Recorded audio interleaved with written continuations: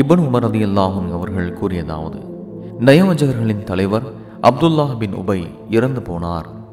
அப்போது அவரது முஸ்லிமான மகன் நபி ஸல்லல்லாஹு அலைஹி வஸல்லம் அவர்களிடம் வந்து, அல்லாஹ்வின் தூதரே, உங்கள் மேலங்கியை தாருங்கள், அவருக்கு அதில் கபன் அணிவிக்க வேண்டும்.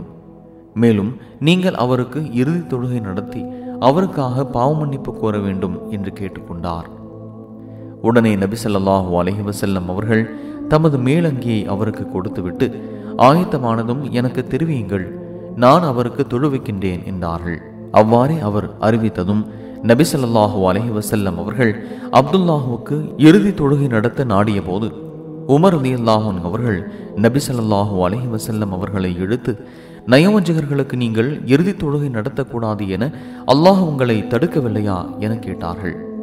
அதற்கு நபி ஸல்லல்லாஹு அலைஹி வஸல்லம் அவர்கள், நான் பாவ மன்னிப்பு கோரல் கோராமல் இருத்தல் ஆகிய இரு விருப்ப உரிமைகளில் ஒன்றை தேர்ந்தெடுக்கலாம் என்று கூறிவிட்டு, நபியே, அவர்களுக்காக நீர் பாவ மன்னிப்பு கோரும் அல்லது பாவ மன்னிப்பு கோராமல் இரும்.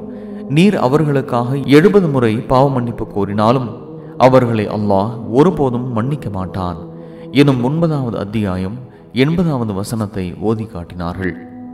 பிறகு அவருக்கு இறுதி தொழுகை நடத்தினார்கள்.